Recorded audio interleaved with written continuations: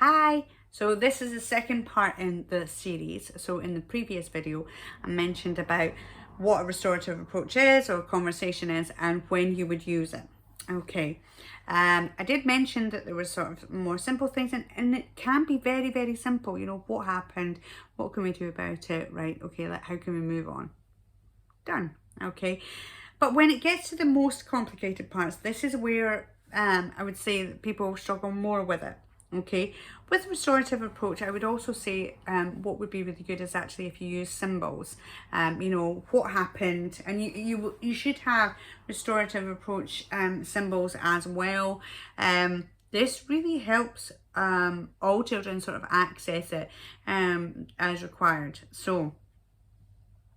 But why is it necessary for the conversation? Okay, why are we sort of breaking it down? Why are we not going, you know, finding out, maybe having the conversation, maybe having the two sides of the story, and then, you know, then deciding on the punishment of what it should be.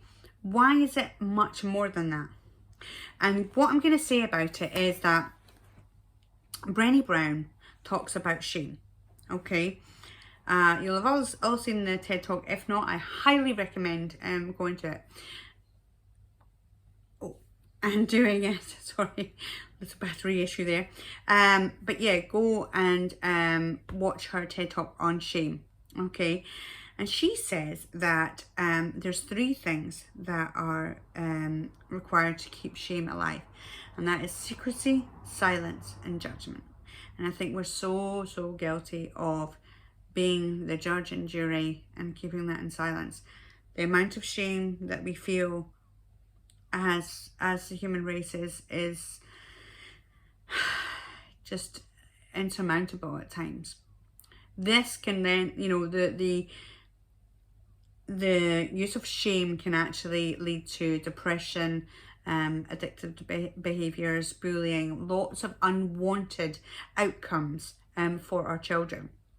Now, there is also guilt, and that will sometimes leak all the way through. But guilt says, I feel bad because I've done something wrong, or I've done something wrong and I feel bad.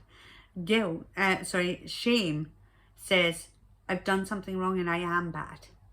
And that, just absolutely kills me. It absolutely kills me, as you would know.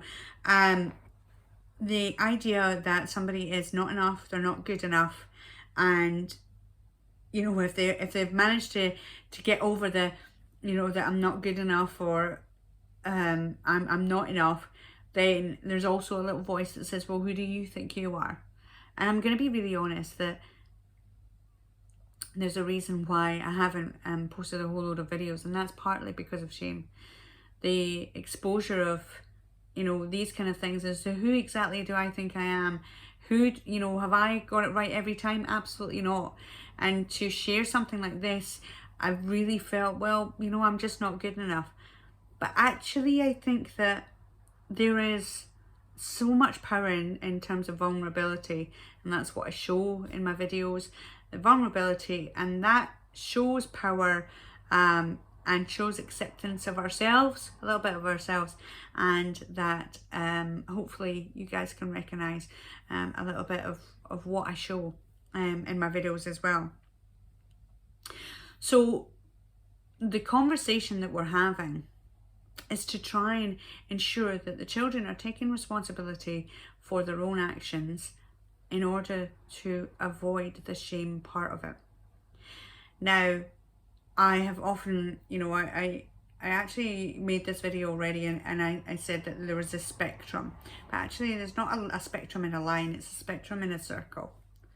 And, you know, a bit like the autistic spectrum, it's got, you know, all different parts of it that you can be more or less in certain areas.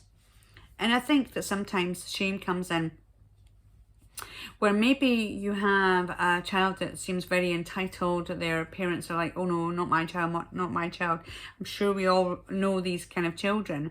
And they have this outside pressure to really feel that they are an angel and they can't do anything wrong. Therefore, they blame everybody else.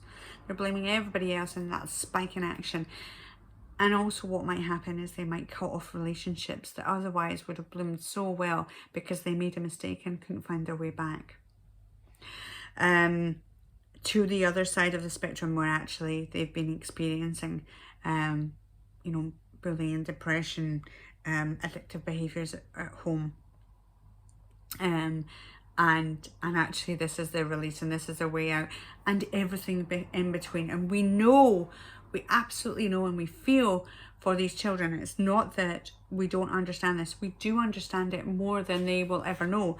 But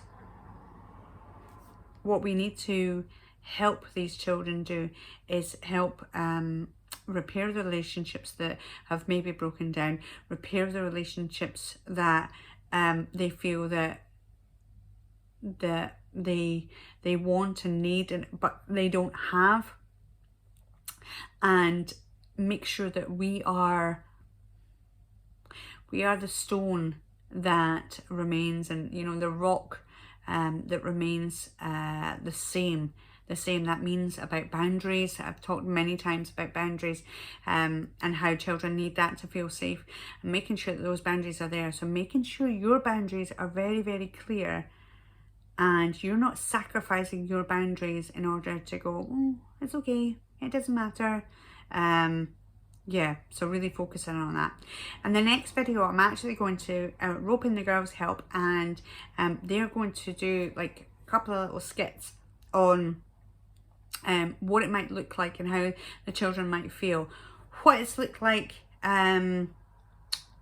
when taken to 90% of the time, and what it might look like to 100% of the time. I hope you enjoyed this part of the video, and I'll see you on the next one. Bye.